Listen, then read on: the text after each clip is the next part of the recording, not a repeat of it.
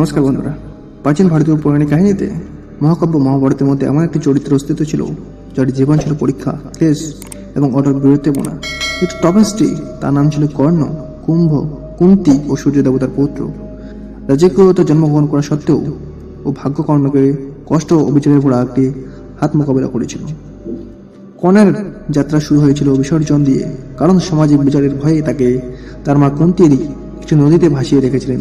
তবুও ভাগ্য হস্তক্ষেপ করেছিল এবং তাকে একজন নম্র সারথী অধীনস্থ এবং তার স্ত্রী রাধা দ্বারা পালন করেছিলেন, যারা তাকে তাদের নিজের মতো ভালোবাসত, তার নম্র পালন করত।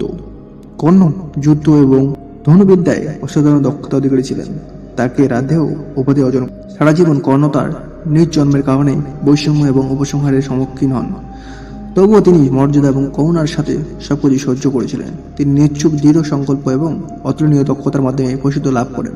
অবশেষে একজন শক্তিশালী যোদ্ধা এবং কৌরবদের মধ্যে জ্যেষ্ঠ দুজনের অনুগত বন্ধু হয়ে ওঠেন।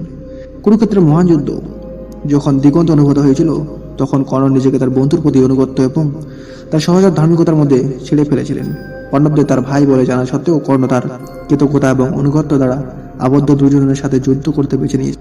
যুদ্ধ শুরু হয় এবং কর্ণ যুদ্ধক্ষেত্রে অতুলনীয় বীরত্ব প্রদর্শন করেছিলেন। বন্ধু এবং শত্রু উভয়ই প্রশংসা অর্জন করেছিলেন। তবুও ভাগ্য তার জন্য একটু নিষ্ঠুর মোড় ছিল। যুদ্ধের একটি গুরুত্বপূর্ণ মুহূর্তে কর্ণের রথের চাকা পৃথিবীতে ডুবে যায়, যা তাকে দুর্বল এবং প্রতিরক্ষাহীন রেখে যায়।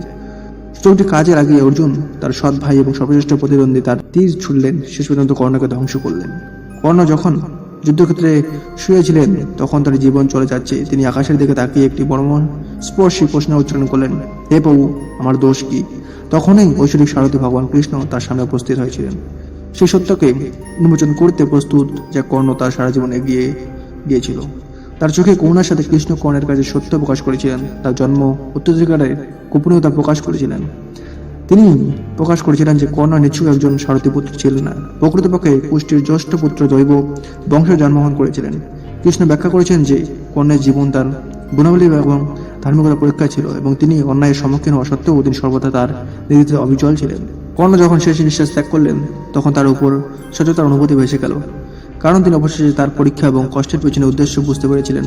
তার শেষ মুহূর্তে কর্ণ তার অচল পরিচয় গ্রহণ করেছিলেন এবং এই জ্ঞানে সান্ত্বনা পেয়েছিলেন যে তিনি সম্মান ও সততার জীবনযাপন করেছিলেন।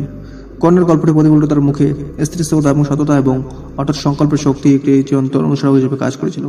এটি আমাদের শেখায় যে আমাদের প্রকৃত মূল্য আমাদের জন্ম বা সামাজিক অবস্থানের মধ্যে নয়, বরং আমরা যে গুণাবলী বজায় রাখি এবং যে উত্তরাধিকার আমরা রেখে যাই তার মধ্যেই।